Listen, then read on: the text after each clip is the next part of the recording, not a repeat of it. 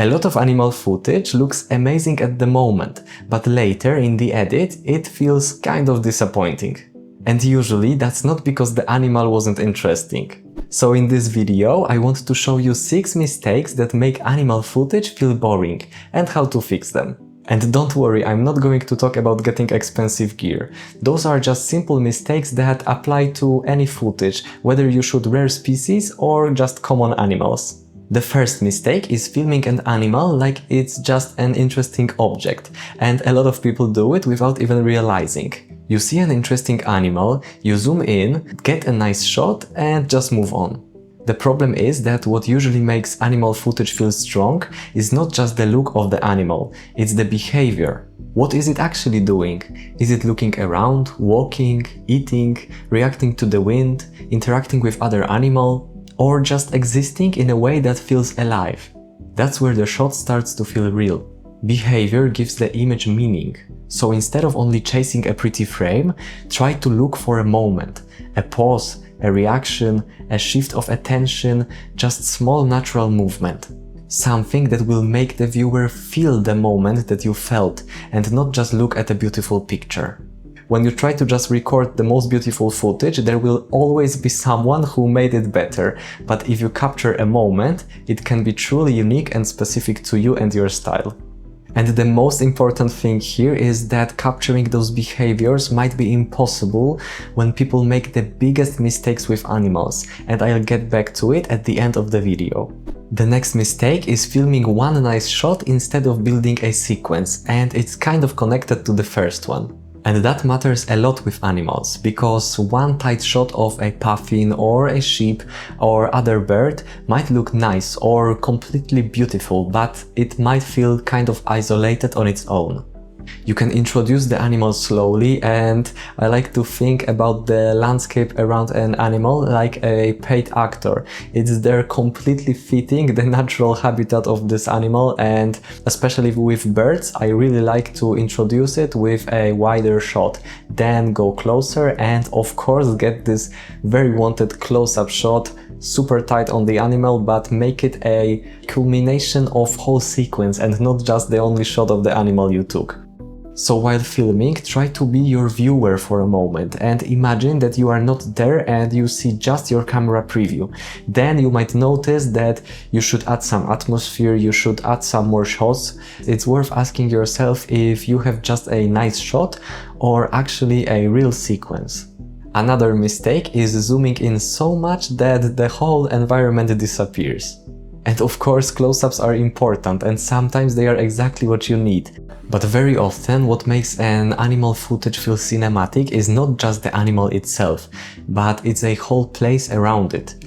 Take a look, for example, at those puffins. They are very cute and very sweet, but if I had filmed this bird only on a super tight close-up, the viewer wouldn't know that they are living on a majestic, gigantic cliff that's the biggest bird cliff in Europe.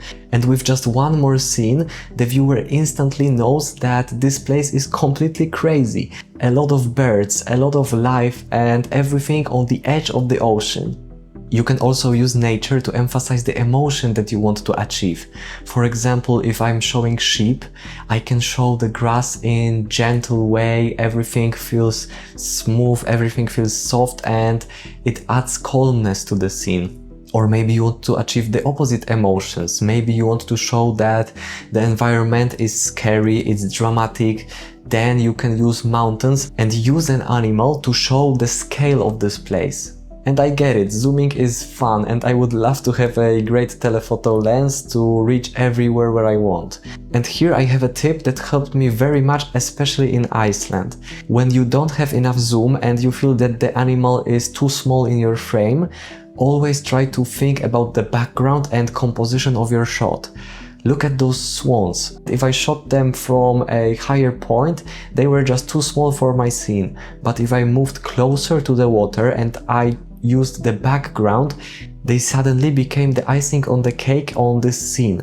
And in this case, the framing and composition completely changed the purpose of the animal in this shot. Look at this bird, do you see it?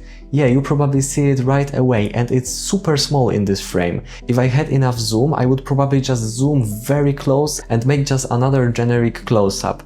But with my limitation, I actually achieved a scene where the animal is super small, but it adds the sense of scale and is just a perfect final touch for this scene. So remember that you can always change your limitations to a creative motor that will push you to do things that you wouldn't do otherwise, and those might be the best shots that you did. Another mistake is forcing the camera movement. You will be tempted to follow the animal with very harsh movements or even slow movements instead of just letting the scene play itself. I can't even count how many scenes I lost by just trying to chase the animal with the frame. And I will tell you that the best thing might be to just leave the frame and let the animal move out of your frame. Those harsh movements where you try to catch the focus or catch the animal in your frame, this will be the moment that will feel kind of offsetting and off-putting for your viewer. So one of the best things that you can do is just to slow down. Not every shot needs pan, and not every moment needs handheld movement. I mean, just look at this scene. It's a perfect sequence for me, and if I moved my frame here, it would be completely ruined. Try to fight your instinct to move and be confident with your movement. Trust me, it will work perfectly. If you enjoy filmmaking videos like this, make sure to subscribe. And if you would like to learn something about filmmaking, let me know in the comments. I read every comment and reply. But for now, let's go to the next mistake, and it's rushing the moment. A lot of people think that the key to better footage is buying expensive gear.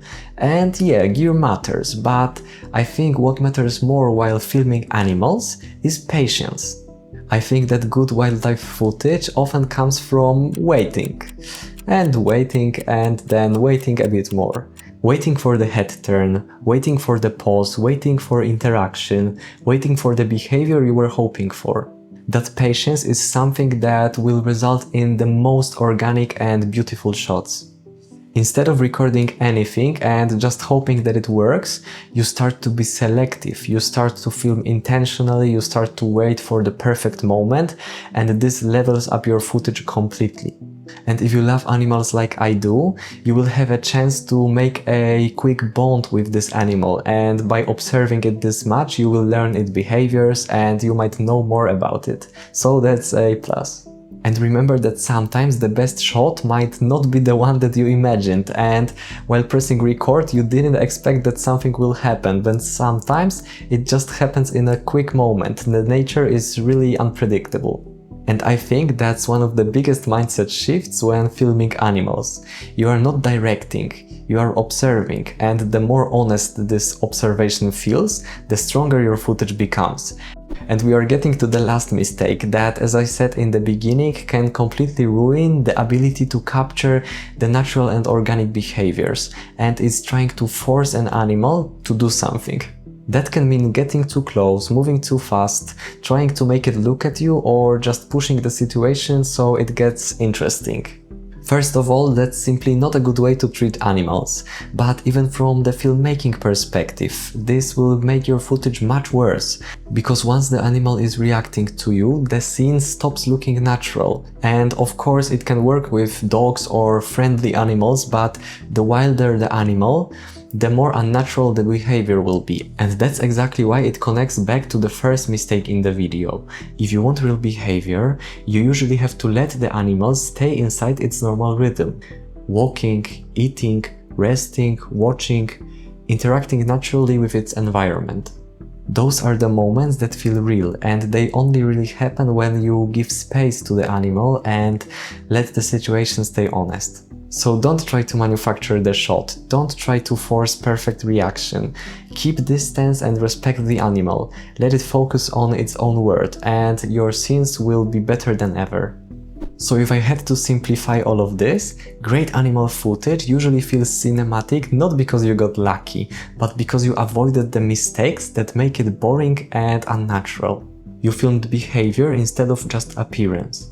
You built a scene instead of one isolated shot. You used the environment and scale. You slowed down, you stayed patient, and you didn't force the animal to react to you. That's what makes animal footage less boring and much more immersive.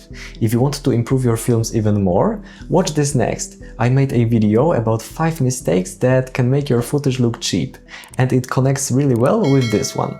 Thanks for watching, and remember, let your films be shot by reality.